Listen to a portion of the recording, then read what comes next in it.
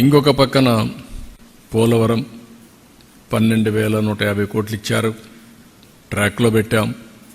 Diaphragm wall పోయింది, దాన్ని కూడా మళ్ళీ రెక్టిఫై చేశాం. ఇప్పుడు మొత్తం ప్యారలల్ డయాఫామ్ వాల్ కట్టే పరిస్థితికి వచ్చాం ఒక దుర్మార్గమైన కార్యక్రమంతో. Now we are building parallel diaphragm wall 360 కోట్లతో 400 కోట్లతో చేసిన డయాఫామ్ వాల్ ఇప్పుడు 1000 కోట్లు అదనంగా పెట్టి చేసే పరిస్థితికి వచ్చాం. టైం 2 ఏళ్లు పోయింది. ఏదైనా ఒక టైం బౌండ్ ప్రోగ్రాం పెట్టుకున్నా 2000 డిసెంబర్ లోపల Polavaram will be completed. Diaphragm wall కూడా స్టార్ట్ చేశాం. ఇంకా అది ట్రాక్ మీద ఎక్కే పరిస్థితి తీసుకొచ్చాం. పెండింగ్లో ఉండే రైల్వే జోన్ క్లియర్ చేశారు, ఫౌండేషన్ వేశారు, వర్క్ స్టార్ట్ అయింది.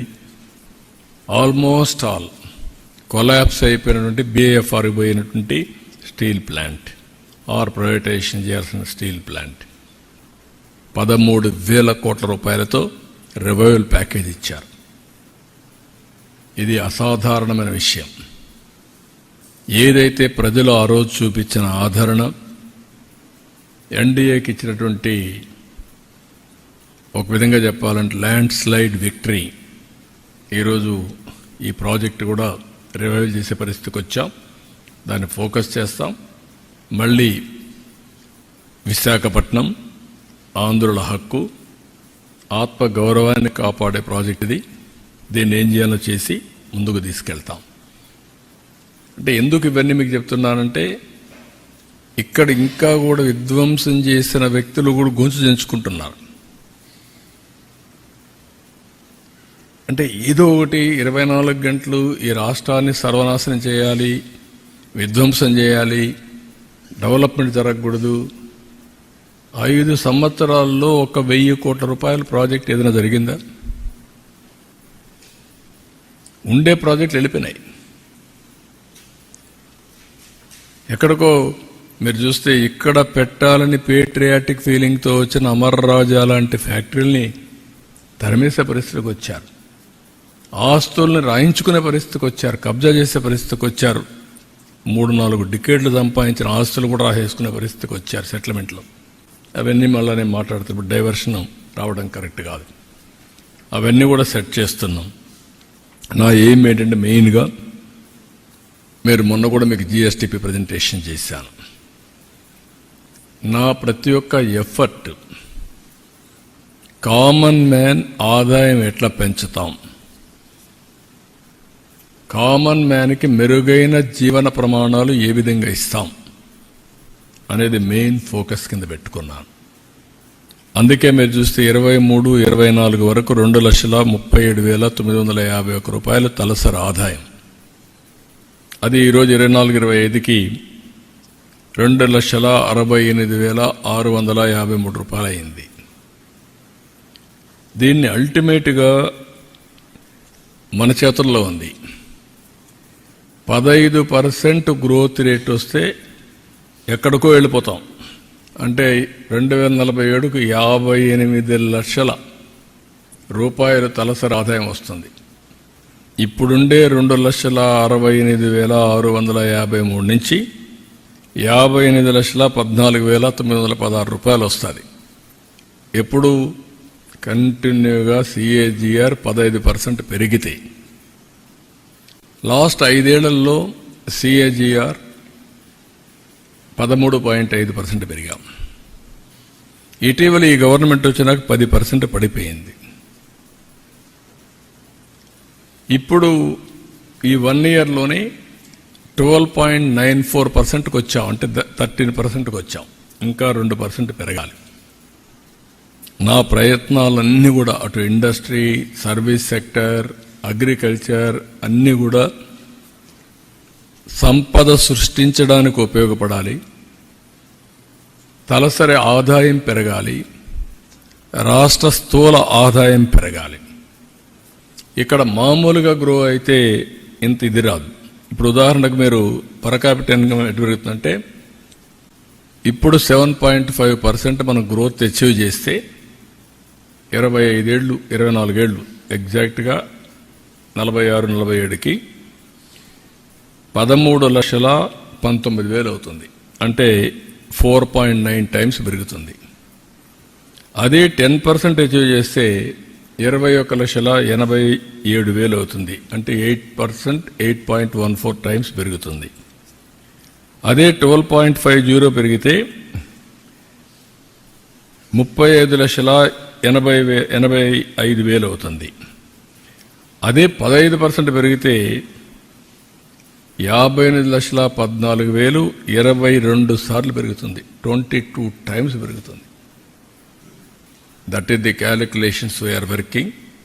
ఇది జరగాలంటే టెక్నాలజీ రావాలి, ఇంటిగ్రేట్ కావాలి, సర్వీస్ సెక్టర్ పెరగాలి, టూరిజం పెరగాలి, వ్యవసాయాన్ని ఆధునిక రంగంగా తీసుకెళ్ళాలి. ఇంకొక పక్క వ్యవసాయ రంగాన్ని కూడా ఆధునీకరణ చేయడమే కాకుండా ఏ పంటల్లో ఎక్కువ ఆదాయం వస్తాయో ఆ పంటలకు వెళ్ళాలి ప్రపంచం మొత్తం అందించడానికి. ఉదాహరణకు ఆంధ్రప్రదేశ్లో ఒక అడ్వాంటేజ్ ఉంది. అక్వాకల్చర్ ఒకప్పుడు 30% గ్రో అయింది, దాన్ని చంపేశారు. ఇప్పుడు మళ్ళా పెంచాం, ఇంకా దాన్ని 30% తీసుకుపోవడానికి ప్రయత్నం చేస్తున్నాం. మార్కెట్ కూడా కిల్ అయిపోయింది. ఓసారి మనం ఆంధ్రప్రదేశ్ తయారు చేసిన అక్వాకల్చర్ ఫుడ్ ప్రపంచం అంతా వెళ్ళిన తర్వాత దాన్ని డెమాలిష్ చేయడం మొదలు పెడితే మార్కెట్స్ కొలాప్స్ అయిపోయి ఆ గ్యాప్ వేరే వాళ్ళు ఫిలప్ చేస్తారు. అదే జరిగింది. ఇప్పుడు మళ్ళా మనం స్ట్రగుల్ చేసి దాన్ని ఎస్టాబ్లిష్ చేయాలి. Horticulture Andhra Pradesh is the best place, Rayalaseema. ఇంకొక పక్క డైరీ, ఇంకొక పక్క పామ్ ఆయిల్. యూనిలివర్ అయితే పెద్ద ఎత్తున పామ్ ఆయిల్ పోయేదానికి సిద్ధంగా ఉన్నారు. Andhra Pradesh is most suitable palm ఆయిల్కి. ఈస్ట్, వెస్ట్, కృష్ణా, గుంటూరు, శ్రీకాకుళం నుంచి ఈ ఏరియా అంతా కూడా పామ్ ఆయిల్ బాగా వస్తుంది. ఆదాయం కూడా అన్ని పంటల కంటే ఎక్కువ పంటలు వస్తున్నాయి. ఆదాయం వచ్చే పరిస్థితి వస్తుంది. కాఫీ ఇవన్నీ వస్తాయి. అందుకే నేను ఆలోచించేది ఒకటి natural farming, technology penetration. Even నేను బిల్ గేట్స్తో మాట్లాడడం ప్రధానంగా 2 విషయాలు మాట్లాడాం, అనేక విషయాలు మాట్లాడాం. ఆయన ఇన్వైట్ చేశాను నేను. మేము ఏఐ ఒక అడ్వైజరీ కౌన్సిల్ ఒకటి ఏర్పాటు చేస్తాం గవర్నమెంట్కి. ఇంకొక పక్క deep tech in all walks of life తీసుకుపోవడానికి ఆలోచిస్తున్నాం. మీరు కూడా అడ్వైజరీ ప్యానెల్లో ఒక చైర్మన్గా కానీ ఆనరీగా ఉండమని రిక్వెస్ట్ చేశాం. అతను వండుకొని అది చెప్పకుండా ఈరోజు మెడికల్ దీంట్లో చాలా గ్యాప్ ఉంది. ఆంధ్రప్రదేశ్ చేసేదానికి అవకాశాలు ఉన్నాయి. నాకు మీ మీద నమ్మకం ఉంది. ఇప్పుడు కదా అప్పట్లోనే మీరు కంప్యూటర్ తీసుకొచ్చి నాకు గవర్నమెంట్ అంతా డాష్ బోర్డ్లో చూపించేవాళ్ళు. ఇప్పుడు మనం అవన్నీ చేసేదానికి అవకాశం ఉంది. నేను కూడా హెల్ప్ చేస్తాను. మిలిండా గేట్స్ ఫౌండేషన్ కూడా అసోసియేట్ అవుతాం, ప్లాన్ చేస్తాం. ప్లాన్ చేసి టోటల్గా ఒక మోడల్ ఒకటి క్రియేట్ చేద్దాం. టెక్నాలజీ అనుసంధానం చేసి preventive, real time monitoring, curative, cost effective health care మనం చేద్దాం. చేసి ఆంధ్రప్రదేశ్ మోడల్ని నేషనల్ లెవెల్లో స్కేల్ చేద్దాం. నేషనల్ లెవెల్ అయినాక అడాప్ట్ చేసుకుని ఆఫ్రికా ఈ కంట్రీస్లో కూడా ఇదే మోడల్ తీసుకుపోదాం. ఇప్పుడు ఆ కంట్రీస్లో ఈ మోడల్ తీసుకుపోవాలంటే వాళ్ళకంత కెపాసిటీ బిల్డింగ్ లేదు. ఇక్కడి నుంచి తీసుకుపోవచ్చనే పరిస్థితికి వచ్చారు. రెండోది అగ్రిటెక్. అగ్రికల్చర్లో టోటల్గా ఎండ్ టు ఎండ్ ఆ సొల్యూషన్స్ అన్ని పెట్టి డ్రోన్స్ కానీ, సెటిలైట్ కానీ, ఎవ్రీథింగ్ మనం ఎన్ని పెట్టి ఏం చేయాలో చేసి అధిక దిగుబడి ఇవన్నీ చేద్దామని చెప్పి అన్నారు. ఇవి కొన్ని యాంగిల్స్లో మేము వర్కౌట్ చేసి ఫైనల్గా నా గోల్ అంతా సింగిల్ హ్యాండెడ్గా నేను ఆలోచించేది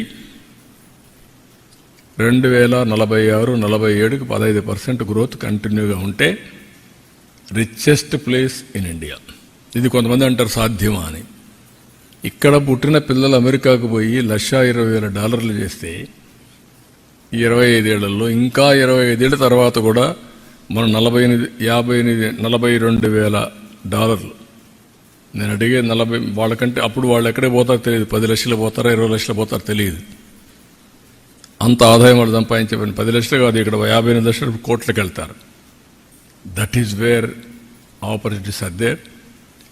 దానికి మళ్ళీ కన్సిస్టెంట్ గవర్నమెంట్ ఉండాలి. మీరు ఎప్పుడన్నా చూడండి, ఏ గవర్నమెంట్ అయితే ఇండియాలో, నేను రిక్వెస్ట్ చేస్తున్న గవర్నమెంట్ ఆఫ్ ఇండియాను కూడా కంపేర్ చేయాలి. గవర్నమెంట్స్ వచ్చిన తర్వాత 30 ఏళ్ళు అయింది ఇప్పటికీ రిఫార్మ్స్ పెట్టి. 30 ఏళ్ళు రిఫార్మ్స్లో కొన్ని రాష్ట్రాలు చాలా పాజిటివ్గా ముందుకెళ్ళిపోయినాయి, కొన్ని రాష్ట్రాలు రివర్స్ అయిపోయినాయి.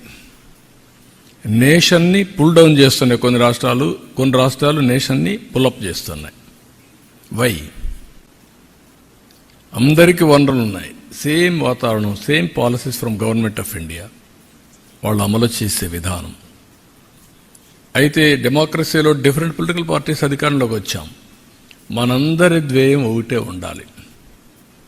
ప్రజల్ని ఏ విధంగా ఎంపవర్ చేస్తాం, పేదరికం నుంచి ఎట్లా పైకి తీసుకొస్తాం. నేను అందుకే కొత్త పాలసీ కూడా పెట్టాను, P3, public private partnership. That is wealth creation, ఇన్ఫ్రాస్ట్రక్చర్ని ప్రొవైడ్ చేయడం. ఇప్పుడు P4, public private peoples partnership, hand holding to the poor, high net worth individuals. కింద నుండే వాళ్ళని హ్యాండ్ హోల్డ్ చేసి టాప్ 10%, కింద నుండే బాటం 20% చేయగలిగితే ఆర్థిక అసమానతలు తగ్గించడం. ఫేజ్ 1 జీరో పవర్టీ, ఫేజ్ 2 ఆర్థిక అసమానతలు తగ్గించడానికి అవకాశం ఉంది. పీపుల్ యాజ్ క్యాపిటల్ మనం చేయగలిగితే వండర్ఫుల్ వర్క్ జరుగుతుంది. నేను అక్కడ కూడా చెప్పాను, పాపులేషన్ మేనేజ్మెంట్ ఇది మై